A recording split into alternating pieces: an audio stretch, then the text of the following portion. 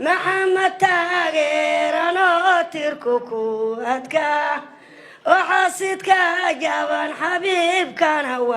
الناقة. munaasabadan oo ahayd mid lagu taageerayay musharax xildhibaan Maxamed Axmed Cawke ayaa lagu qabtay magaalada Boosaaso ee xarunta gobolka Bari. Nabadoono isimo waxgarad aqoon-yahano iyo qaybaha kala duwan ee bulshada ayaana ka qayb galay munaasabadan. Inta ay munaasabadu socotay ayaa waxa goobta ka hadlay nabadoono aqoon-yahano haween iyo qaybaha kala duwan ee bulshada waxaana ay cod dheer ku taageereen musharax xildhibaan Maxamed Axmed Cawke. ugu ducayna inuu Ilaahay la garab qabto Ilaahay baa awood iskale kursiga yaala meesha la yiraahdo dhuusam reeb anagoo reer Buntland inaan dib u soo celino waxaan nahay reer Buntland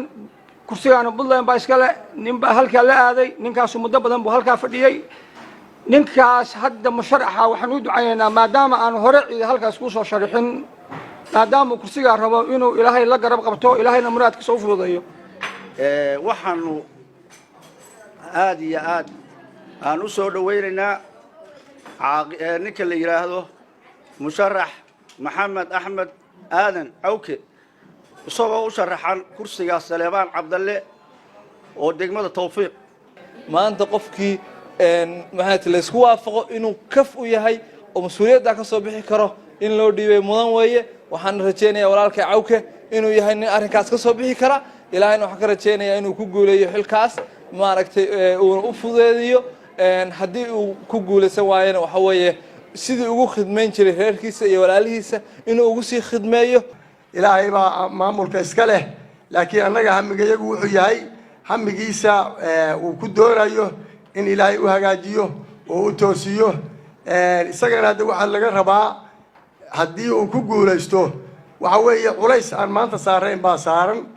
marka ugu horeysa kursigan waxa weeye in ilaahay uu uga baqo. Suldaan Cali Siciid ayaa codsi baaqa u diray madaxda dawladda federaalka ee Soomaaliya iyo madaxweynaha dawlad goboleedka Puntland Siciid Cabdullaahi Dani. waxaan aad u codsanaynaa baaq dheer ugu diraynaa aan u sheegaynaa dawladda dhexe iyo Puntland oo dadka madaqadan jooga reer Puntland yahay kursigaasna Puntland deegaan doorashadiisu tahay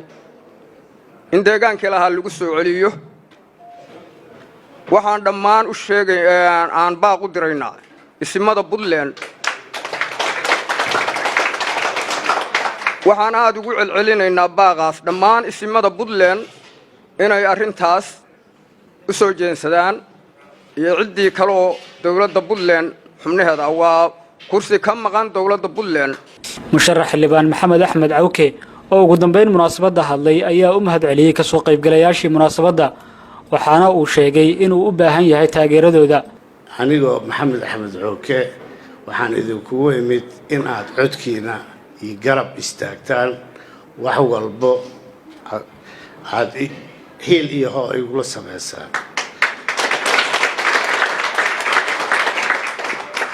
waxaana sii aadayaa gobolada kale oo Puntland